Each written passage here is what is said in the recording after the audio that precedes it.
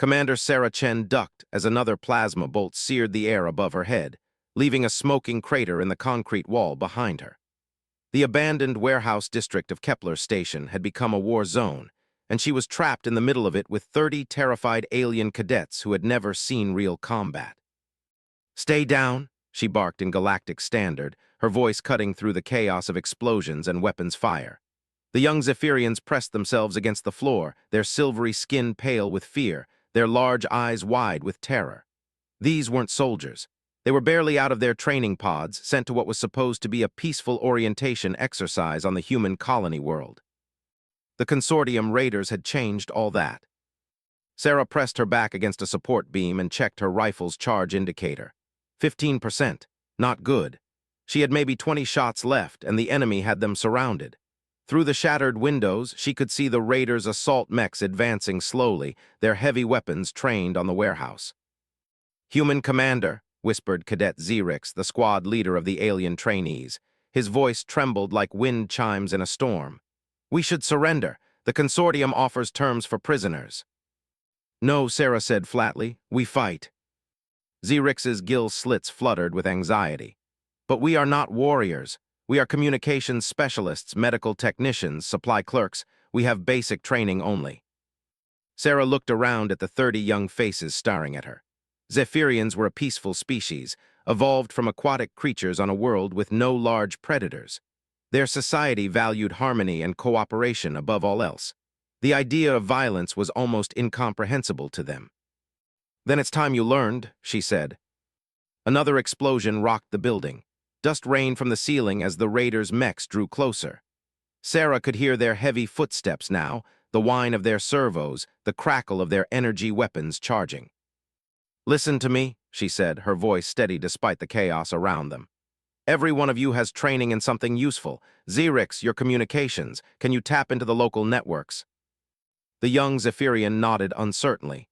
"Yes, but the raiders have jamming equipment." "Work around it. Find me frequencies they're not blocking." She turned to another cadet. "Vesh, you're medical, right? How many stimulant injectors do you have?" 12, Vesh replied, her voice barely audible. "Good, I want you to distribute them, but not for medical use. I'm going to teach you how to overload them into flashbang grenades." Sarah pulled out her combat knife and began sketching a quick diagram on the dusty floor. "The chemical reaction will create a bright flash and loud noise. It won't kill, but it will disorient." The cadets gathered around her, their fear beginning to mix with curiosity. Despite their terror, she could see their natural intelligence working, analyzing her improvised lessons.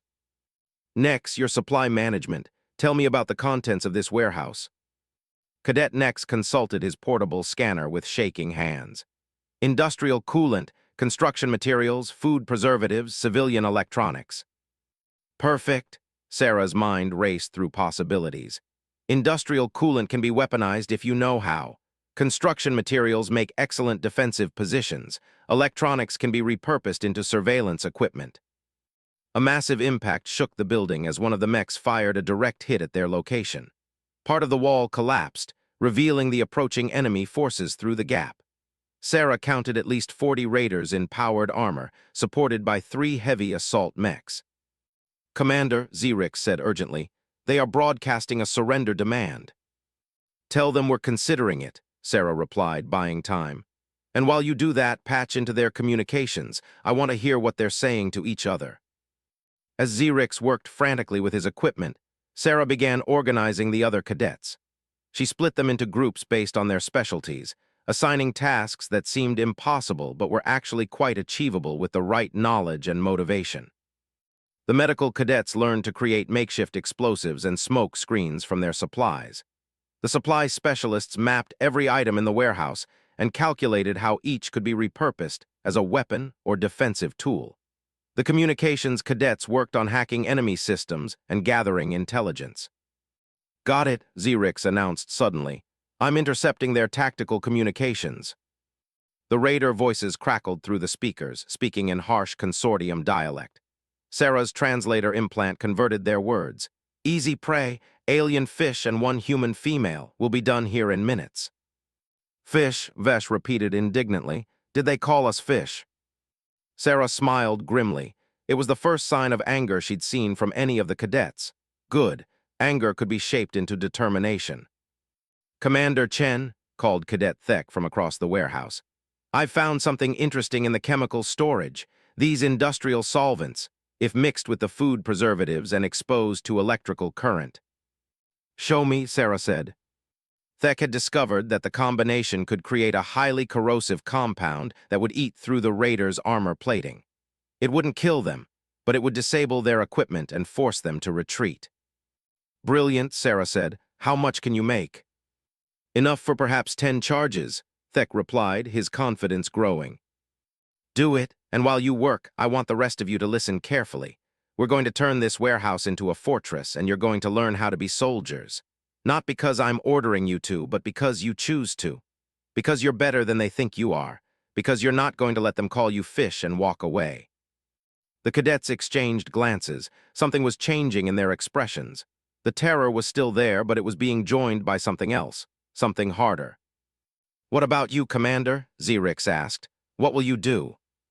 Sarah checked her rifle again, still 15%. She looked out at the approaching enemy forces, calculated angles and distances, estimated their response times. "I'm going to teach them why humans don't surrender," she said. "And while I do that, you're going to prove that underestimating your enemy is the biggest mistake a warrior can make." Another explosion rocked the building. The mechs were almost in position for their final assault. But now, instead of 30 terrified cadets, Sarah found herself commanding 30 angry, determined young beings who had just discovered they were capable of far more than anyone had ever told them. The raiders thought they were facing easy prey. They were about to learn the difference between prey and predators. And they were about to discover that sometimes, the most dangerous soldiers are the ones who have nothing left to lose and everything to prove. Sarah took position by the main entrance and raised her rifle.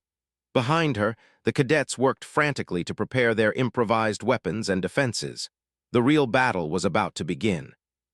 "Remember," she called over her shoulder, "they think we're helpless. Let's show them how wrong they are." The first mech appeared in the doorway, its weapons charging. Sarah smiled coldly and squeezed the trigger. The war for Kepler Station had just taken a very interesting turn. The first mech's pilot never saw it coming. Sarah's rifle shot punched through the machine's primary sensor array just as Thek's acid bomb detonated against its left leg joint. The massive war machine stumbled, its gyroscopes screaming as systems failed in cascade. Sparks erupted from damaged circuits, while corrosive chemicals ate through armor plating like hungry insects. "Now," Sarah shouted. Vesh's team threw their modified medical injectors. The improvised flashbangs exploded in brilliant bursts of light and sound, flooding the warehouse entrance with chaos. The raider infantry following the mech stumbled blindly, their helmet visors overloaded, their communication systems filled with static. Sarah rolled behind a concrete barrier as return fire lit up the air around her. Plasma bolts seared past her position, leaving smoking holes in the walls. But the enemy's shots were wild, unfocused. They couldn't see what they were shooting at. "Zerix status report," she called. "Communications disruption successful," the young Zephyrian replied, his voice filled with amazement at his own effectiveness. "I've managed to hack their tactical network and introduce feedback loops. Their coordination is breaking down." Through the smoke and chaos, Sarah watched the raiders advance falter. Their mechs were designed for overwhelming firepower against static defenses, not for fighting an enemy that struck from unexpected angles and then vanished. The infantry was trained for standard military tactics, not for dealing with improvised weapons and guerrilla strategies. "Supply team, report," Sarah commanded while reloading her rifle. "Defensive positions complete," Nex called back. "We've created choke points using the construction materials and established fallback positions throughout the warehouse. Food preservative smoke screens are ready for deployment." Sarah felt a surge of pride. These cadets were learning faster than any human recruits she'd ever trained. Their natural intelligence and adaptability were turning desperate survival into tactical innovation. A second mech forced its way through the entrance, stepping carefully around its disabled companion. This pilot was more cautious, using thermal imaging to peer through the smoke, but the Zephyrian cadets had anticipated this. "Heat masks active," Thek reported. The chemical reactions from their improvised weapons were creating thermal shadows throughout the warehouse, making it impossible for the enemy to distinguish between real targets and false signatures. Sarah sprinted across the open floor, drawing the mech's fire while her impromptu soldiers repositioned. The machine's heavy weapons tracked her movement, but the pilot was firing at ghosts and shadows. Every shot that missed her was one less shot threatening the cadets. She dove behind a stack of supply crates just as a plasma bolt vaporized the air where she'd been standing. The heat singed her hair, but she was alive. More importantly, she was where she needed to be. "Vesh, medical assessment of enemy forces," she commanded. The young medical specialist had been studying the raiders through binoculars. "Commander, their powered armor shows stress indicators, elevated heart rates, irregular breathing patterns. They are experiencing significant anxiety." Of course they were. The raiders had come expecting to overwhelm a handful of helpless trainees. Instead, they were fighting an enemy that seemed to be everywhere and nowhere, using weapons and tactics they couldn't predict or counter. "Psychological warfare," Sarah muttered to herself, then louder. "All teams, listen up. The enemy is scared. They don't understand what we're doing, and fear makes soldiers sloppy. We're going to use that." She keyed her rifle to its highest setting and fired 3 quick shots at the second mech. The energy bolt struck its right arm, not enough to disable it, but enough to damage the weapon systems. The machine's return fire went wide, striking the ceiling and bringing down a cascade of debris. "Xerix, can you access their suit communications?" "Working on it," came the reply. "Their encryption is military grade, but wait, I think I have something." Suddenly, the raiders' voices filled the warehouse through the improvised speaker system. They were speaking in panicked bursts, their professional discipline cracking under the pressure of fighting an unpredictable enemy. "Where are they? I can't get a clear shot.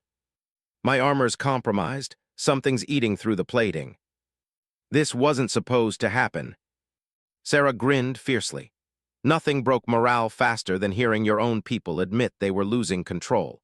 And the cadets were listening too, hearing their enemy's fear, understanding that the terrifying raiders were just as vulnerable to confusion and panic as anyone else. "Thek, how many more acid charges do you have?" she called. "6 remaining, Commander."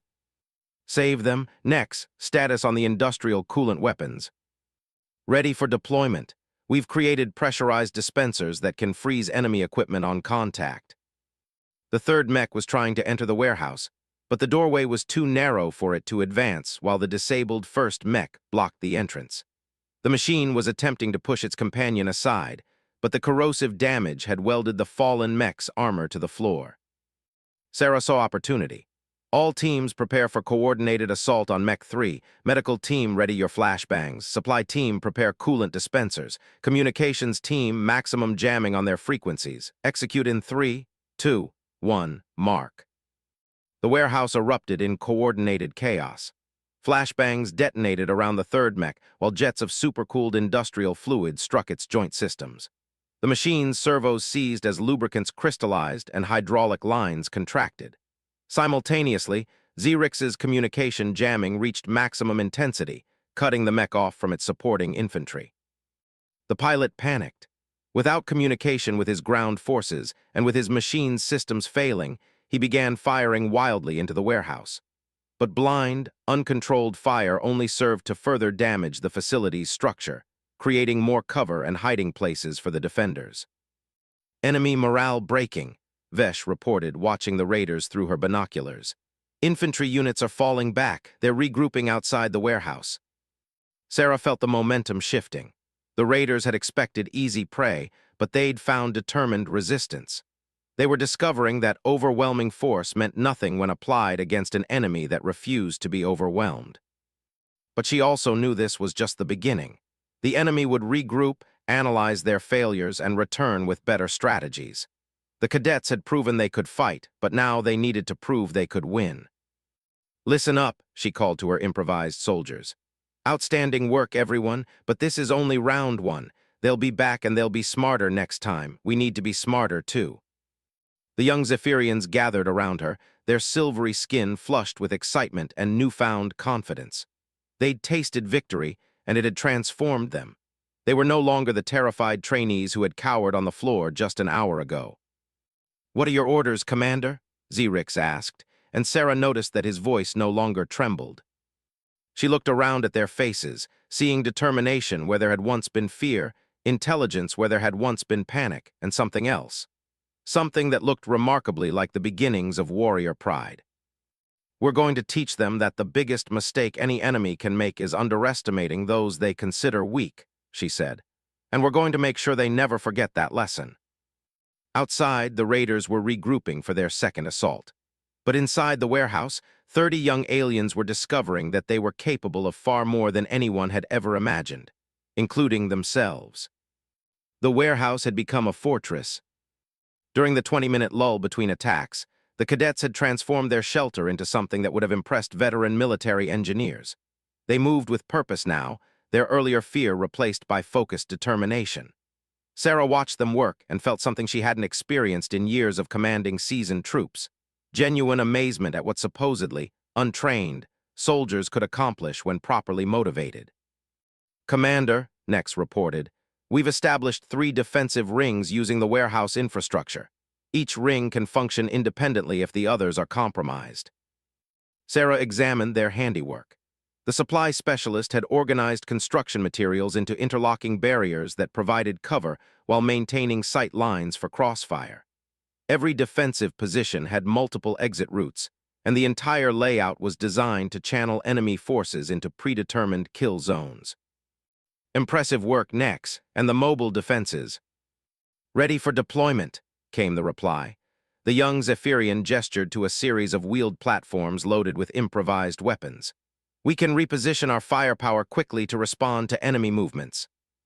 Vesh approached with her medical team, but they no longer looked like medics. They carried improvised explosives and smoke grenades with the confidence of veteran demolitions experts. "Health status report," she announced. "All personnel fit for duty. Additionally, we've created 23 additional flashbang charges and 15 smoke dispensers. The raiders' thermal imaging will be useless in the next engagement." Sarah nodded approvingly. "Outstanding. Thek, what's the status on chemical weapons?" The chemistry specialist consulted his notes. 4 acid charges remaining, plus I've managed to synthesize a new compound using the warehouse cleaning supplies. It creates a sticky foam that hardens on contact with air, perfect for immobilizing enemy equipment. "And Zerix." The communications officer looked up from his jury-rigged electronic warfare station. "I've penetrated their entire tactical network, Commander. I can monitor their communications, insert false data into their targeting systems, and even take control of some of their equipment remotely." Sarah stared at him. "You can what?" "Take control of their equipment," Zerix repeated calmly. "Their security protocols assume all threats come from military-grade systems. They never considered that a civilian communications student might use improvised hardware to exploit backdoors in their software." The warehouse was quiet for a moment as the implications sank in. Then Sarah began to smile. It was not a pleasant expression. "Show me," she said. Zerix's fingers danced over his improvised control interface. On the warehouse's intact windows, they could see one of the raiders' reconnaissance drones suddenly begin flying erratic patterns, its camera feed clearly compromised. "I can access any system that uses standard consortium military protocols," Zerix explained. "Drones, powered armor, even some of the mech subsystems. Their encryption is sophisticated, but it's designed to resist traditional military electronic warfare, not civilian engineering creativity." Sarah felt the balance of the engagement shifting again. "Can you identify their command structure? Find me their leader." "Already done," Zerix replied, displaying data on his screen. "Captain Torex Vaughn, commanding from the 3rd Assault Mech. He's positioned approximately 200 meters south of our position, coordinating the next attack." Through her binoculars, Sarah could see the raiders repositioning themselves. They'd learned from their first assault and were adapting their tactics. Instead of a direct frontal attack, they were spreading out, preparing to strike the warehouse from multiple angles simultaneously. "Smart," she murmured, "but not smart enough. All teams, listen up. They're going to hit us from 3 directions in approximately 10 minutes, but we're not going to be here when they arrive." The cadets looked confused. "Commander," Nex asked. "We're going mobile," Sarah explained. The warehouse served its purpose as a training ground, but now it's become a trap. If we stay here, they'll eventually overwhelm us through sheer numbers, but if we take the fight to them... Understanding dawned on their faces. These weren't just students anymore. They were thinking like soldiers, anticipating tactics, understanding strategy. Zrix, can you maintain electronic warfare capabilities while mobile? Yes, Commander. I've designed the system to be portable. Thek, how transportable are your chemical weapons? Very transportable. I've prepared them in easy-carry containers. Vesh, can your team operate as a mobile support unit? Absolutely. We've organized our equipment for rapid deployment. Sarah looked around at her transformed cadets. When this day had begun, they'd been students heading to a routine orientation exercise. Now they were something the galaxy had never seen before, Zephyrians who thought like warriors. Here's what we're going to do, she said, outlining her plan. It was audacious, risky, and completely contrary to standard military doctrine. It was also exactly the kind of unexpected strategy that could turn a hopeless situation into decisive victory. 20 minutes later, the raiders launched their coordinated assault on an empty warehouse. Captain Vaughn's forces struck from 3 directions simultaneously, their overwhelming firepower reducing the building to smoking rubble in minutes. But as the dust settled and the silence stretched on, the obvious truth became clear. They were destroying an empty structure. Where are they? Vaughn's voice crackled over the communication channels that Zrix was monitoring from their new position 3 blocks away. Sir, thermal imaging shows no life signs in the target area, came the reply from one of his subordinates. Then where's? Vaughn's question was interrupted by an explosion behind his lines, then another, and another. Sarah and her mobile force were striking the raiders' supply depot, their fuel storage, and their communication relay simultaneously.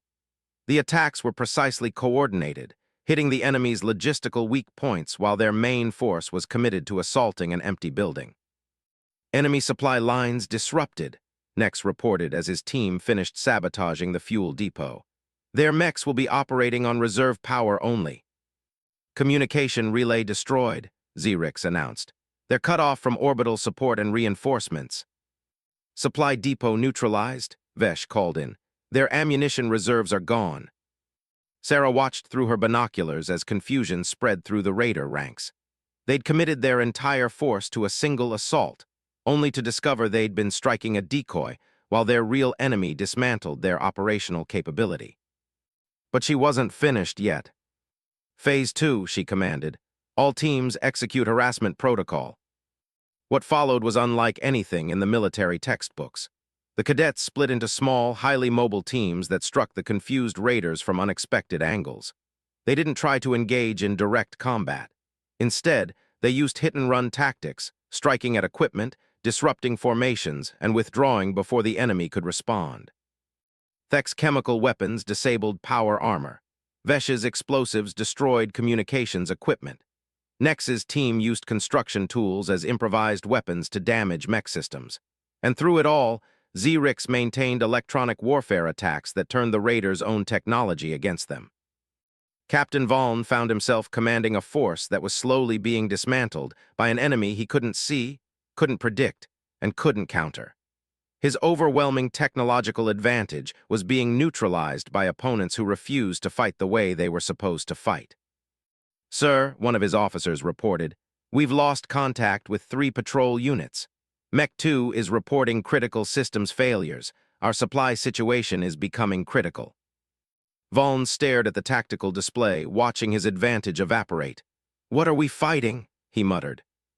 From her concealed position, Sarah smiled grimly. The future, she whispered to herself.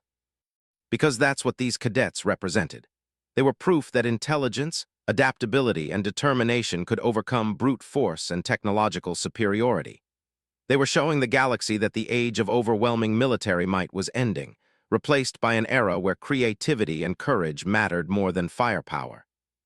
All teams prepare for Phase 3, she commanded. It's time to finish this. The raid on Kepler Station was about to reach its conclusion, and Captain Vaughn was about to learn what it meant to underestimate the offspring of peaceful species who had just discovered they were capable of war. Captain Torix Vaughn was beginning to understand fear. He stood in the command center of his remaining functional mech, watching his tactical display dissolve into chaos. Red warning lights painted his face in hellish colors as system after system reported failures, casualties, and equipment losses. What should have been a simple raid on a defenseless training group had become a nightmare of asymmetric warfare. "Sir," his communications officer reported, "we've lost contact with Team 7. That makes 11 units that have gone dark in the past hour." Vaughn's jaw clenched. "How many effective troops do we have left?" 18 powered infantry and 2 functional mechs, sir, down from our original force of 53. The numbers were impossible. A single human and 30 untrained alien cadets should not have been able to inflict such casualties on a veteran consortium raid force. Yet the evidence was undeniable. His troops were being systematically eliminated by an enemy that struck from shadows and vanished like smoke. Another explosion echoed across the warehouse district.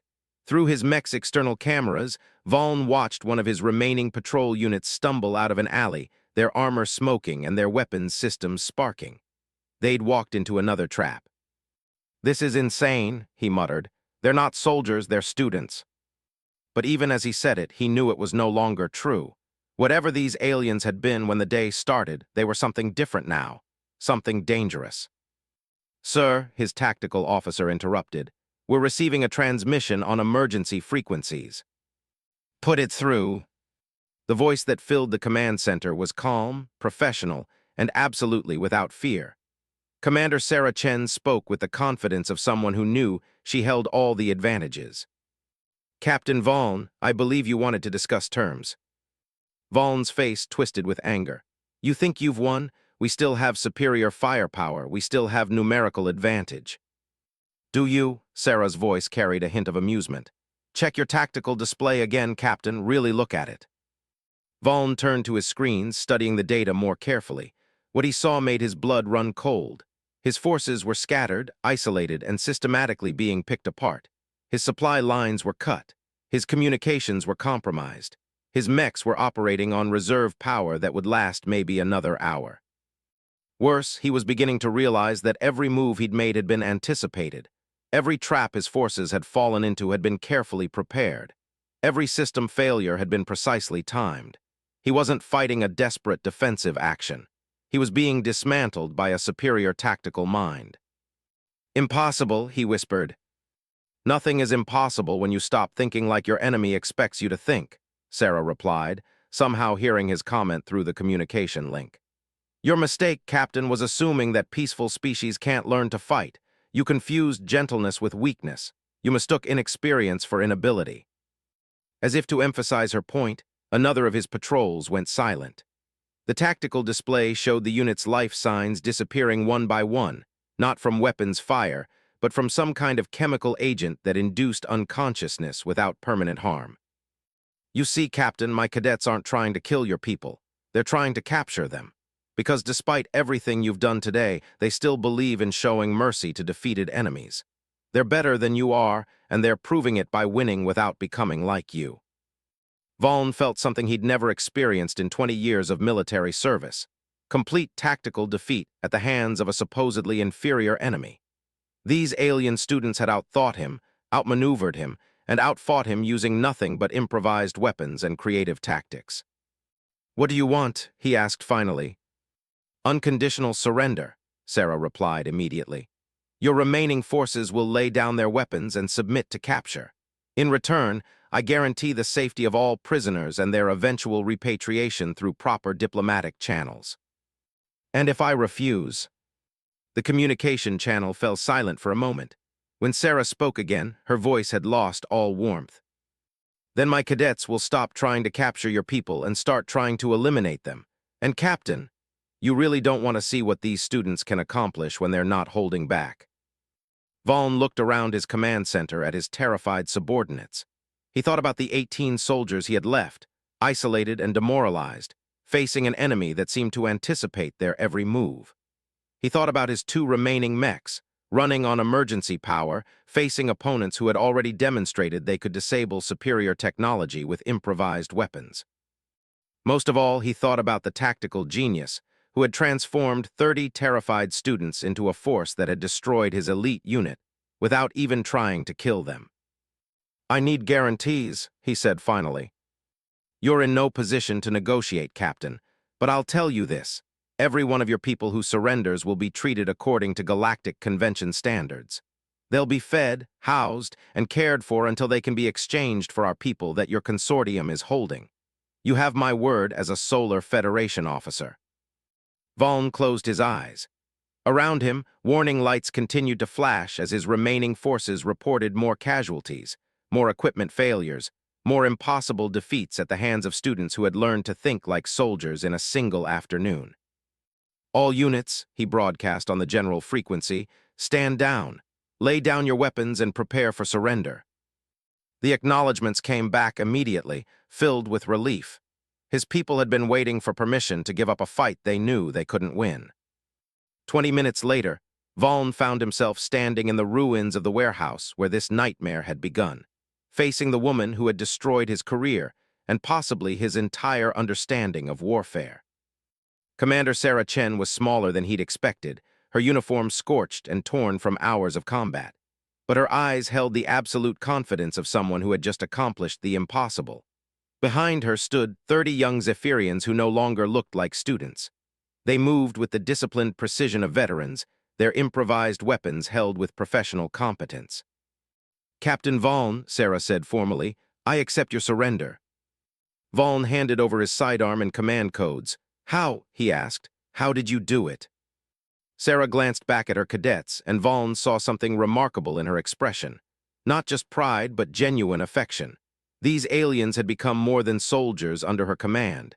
They'd become family. "I didn't do anything, Captain. They did it themselves. I just showed them what they were capable of." Cadet Xerix stepped forward. The young Zephyrian who had been trembling with fear just hours ago now carried himself with quiet dignity.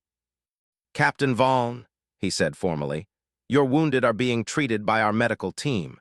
Your prisoners are being housed in comfortable facilities. You will be permitted to communicate with your superiors to arrange prisoner exchange." The professionalism was startling. These students had not only learned to fight like soldiers, they'd learned to behave like professional military officers. They'd maintained their ethical standards even while defending themselves against an enemy that had shown no such restraint. "I don't understand," Vaughn said. "Your people are pacifists. Your entire species has never produced warriors." Xerix exchanged glances with his fellow cadets. "Perhaps," he said slowly, "our species was simply waiting for the right teacher." As consortium transport ships arrived to collect the prisoners, Vaughn found himself looking back at the warehouse district where his career had ended. The young Zephyrians were already at work, cleaning up the battlefield and caring for wounded from both sides. They showed no signs of celebration, no triumph over their defeated enemies. Instead, they worked with the quiet professionalism of people who had discovered they were capable of violence, but had chosen to remain civilized. They had proven they could fight, but they had also proven they could win without losing their souls. Captain Vaughn boarded his transport ship knowing that the galaxy had changed today. Somewhere in a damaged warehouse district on a human colony world, 30 young aliens had just demonstrated that peaceful species could learn to defend themselves without becoming warlike. They had shown that intelligence and creativity could overcome brute force. Most importantly, they had proven that the greatest warriors were not those who loved fighting, but those who fought only when necessary and showed mercy even to their enemies. The age of easy conquest was over. The predators were about to discover that their prey had grown teeth. 3 months later, Admiral Marcus Webb stood in the observation deck of the orbital station above Kepler Colony, watching something that defied every military tradition he'd known in 30 years of service. Below, in the colony's training grounds, ranks of young beings from dozens of peaceful species moved through combat exercises with precision that would have impressed veteran drill instructors. "Remarkable," he murmured to the woman beside him. Commander Sarah Chen nodded, her eyes focused on the training formations below. "They're exceeding every projection, Admiral. What started as emergency combat training has become something unprecedented." Webb studied the data on his tablet. Zephyrians, Altarian, Cetacean refugees, Harmonist pacifists, and representatives from 20 other species that had never produced military forces. All of them learning not just how to fight, but how to think strategically, tactically, and most importantly, ethically. The consortium raids have stopped completely in this sector, Webb noted. Intelligence suggests they've classified any world with your training program as too dangerous to attack. It's not my training program anymore, Sarah corrected. Look closer, Admiral. Webb adjusted his viewing angle and realized what he'd initially missed. The drill instructors moving through the formations weren't human. Cadet Xerix called out orders to a mixed-species platoon practicing urban warfare tactics. Vesh led a field medicine course that doubled as combat engineering training. Thek demonstrated advanced chemical defense techniques to students who hung on his every word. The students have become the teachers, Sarah explained. They understand their own species' capabilities better than any human instructor could. They know how to adapt human tactics to non-human physiology and psychology. A chime sounded through the observation deck's communication system. Admiral Webb, came a familiar voice. This is Cadet Xerix. May I have permission to demonstrate our latest tactical innovation? Webb glanced at Sarah, who nodded. Permission granted, Cadet. Thank you, sir. Below, the training formations shifted into a configuration Webb had never seen before. Instead of traditional military ranks, the beings organized themselves into interconnected webs of specialists. Communications experts formed the nerve centers, medical personnel provided mobile support nodes, supply specialists created rapid response networks, and combat personnel formed flexible perimeter units. What am I looking at? Webb asked. The future of asymmetric warfare, Sarah replied. Traditional military doctrine assumes soldiers who specialize in combat supported by specialists in other fields. But these beings started as specialists in other fields and learned combat as a secondary skill. They fight differently because they think differently. As if to demonstrate her point, the training formation below encountered a simulated enemy assault. Instead of responding with direct force, they implemented what appeared to be dozens of simultaneous countermeasures. Communication jammers disrupted enemy coordination while medical teams deployed smoke screens. Supply specialists created improvised barriers while combat units struck from unexpected angles using weapons that had been constructed on-site from training materials. The simulated enemy force has been neutralized, Xerix reported. Total time 4 minutes 17 seconds, casualties 0. Webb shook his head in amazement. How? They don't just fight as soldiers, Sarah explained. They fight as engineers, scientists, doctors, and technicians who happen to be armed. Every problem they encounter gets analyzed from multiple professional perspectives simultaneously. The Admiral's tablet chimed with an incoming priority message. As he read it, his expression grew increasingly serious. Commander, we have a situation developing in the Rigel system. Consortium forces are massing for what appears to be a major offensive against the Altarian homeworld. Defense Command is requesting immediate deployment of any available forces. Sarah looked down at the training grounds where beings who had been helpless students just 3 months ago were now teaching others how to defend themselves. Admiral, she said slowly, I believe it's time for my cadet's final examination. 2 days later, the transport ship, New Harmony, dropped out of hyperspace at the edge of the Rigel system. Its cargo hold contained 300 volunteer students from 47 different species, along with enough improvised equipment to supply a small army. Admiral Webb watched the tactical display from the command bridge as consortium forces assembled for their assault on Altair Prime. 16 heavy cruisers, 43 destroyers, and over 200 fighter craft. It was the largest consortium offensive fleet assembled in decades. Their target is obvious, reported Captain Torres from the sensor station. Altair Prime's orbital defense platforms. Once those are eliminated, they'll have clear access to the planet's surface. Defense fleet strength, Webb asked. 12 light cruisers and 18 frigates. The Altarians will be massively outgunned. Webb nodded grimly. It was exactly the kind of overwhelming force that had made consortium expansion possible. Peaceful species simply couldn't match the firepower of dedicated military vessels.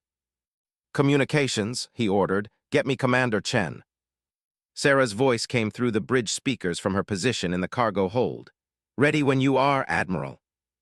Commander, you're looking at a standard consortium fleet deployment. Overwhelming firepower, traditional tactics, and the expectation that defenders will attempt to meet them in conventional ship-to-ship combat. Understood, Admiral.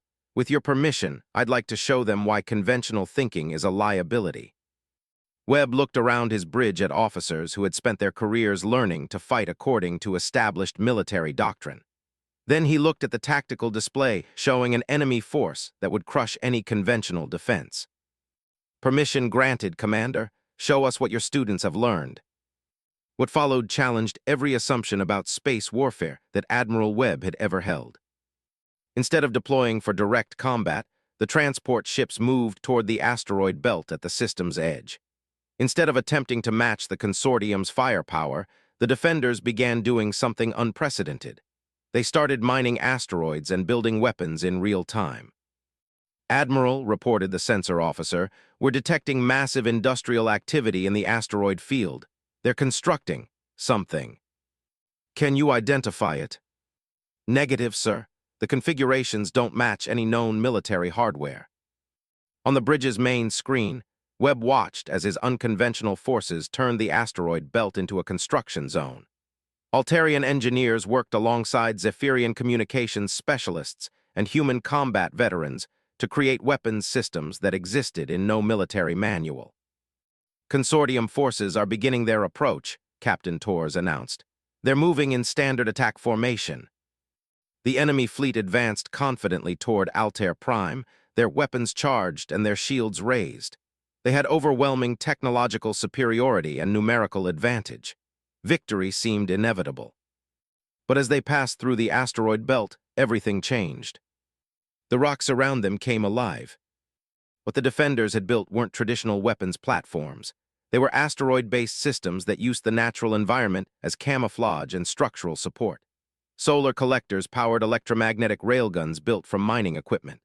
Asteroid mass drivers launched guided projectiles with devastating kinetic energy.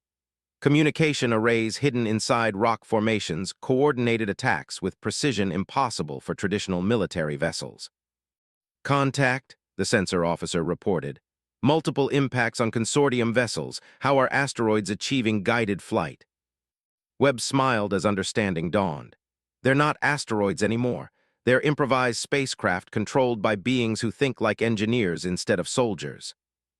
The consortium fleet found itself under attack by an enemy that seemed to be the asteroid belt itself. Guided rocks struck their ships with surgical precision, targeting specific systems rather than attempting to destroy entire vessels.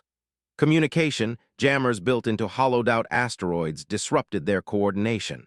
Electromagnetic pulse devices knocked out their targeting systems. But most devastating of all was the psychological impact. The consortium forces were being defeated by beings who fought like scientists, who treated space combat as an engineering problem to be solved rather than a battle to be won through superior violence. Admiral, came Xerix's voice over the communication system. Consortium fleet is requesting terms for withdrawal. Webb checked the tactical display. In less than 2 hours, his unconventional forces had neutralized the enemy fleet without destroying a single ship. The consortium vessels were disabled but intact, their crews unharmed but completely demoralized. Terms accepted, Webb replied. Allow them to withdraw with honor. As the consortium fleet limped away from Rigel system, Admiral Webb realized he had witnessed something historic. Not just a military victory, but a fundamental change in how warfare itself might be conducted. His students had proven that intelligence, creativity, and ethical restraint could be more powerful than traditional military might. Commander Chen, he said into his communicator, report to the bridge. When Sarah arrived, she found Webb staring out at the asteroid belt where dozens of species were already at work, dismantling their improvised weapons and converting the materials into relief supplies for Altair Prime. They're not celebrating, he observed. No, sir. They view what they did today as a necessary task, not a triumph. They fought to protect innocent people, not to prove their own superiority. Webb nodded slowly. Commander, I'm recommending you for promotion to Admiral, and I'm requesting that your training program be expanded system-wide. Sarah looked out at her former students, now teachers in their own right, proving to the galaxy that peaceful species need not remain helpless in the face of aggression. With respect, Admiral, I think my cadets have already started that expansion themselves." She was right. Across the galaxy, the word was spreading. The cubs had grown teeth, and they were teaching others to do the same. The age of easy conquest was ending, replaced by something unprecedented, an alliance of peaceful species who had learned to defend themselves without losing their souls. The predators were about to discover that, in a universe where prey became protectors, the balance of power had shifted forever.